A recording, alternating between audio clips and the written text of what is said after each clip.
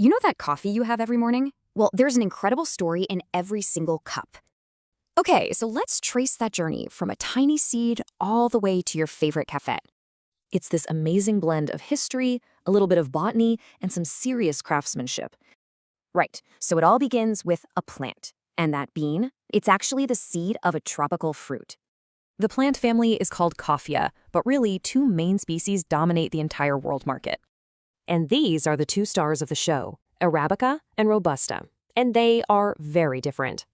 Arabica is sweeter and grows way up high. Robusta is the hardier one with way more caffeine. And things like the sun and rain, they totally shape how that final cup is going to taste. And get this, a new tree has to grow for 3 to 5 years before its first harvest. Okay, let's jump into its history. It's believed to have all started in South Sudan and Ethiopia. Before we ever drank it, coffee was used in some pretty creative ways for its invigorating properties. So how did it get everywhere? Well, it was a wild story of smuggling, trade, and colonial expansion. And just like that, in only a few hundred years, coffee completely took over the world.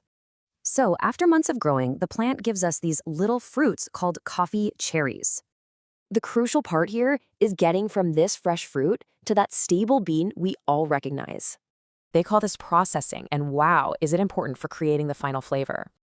There are two main ways to do it, the dry or natural process and the wet or washed one.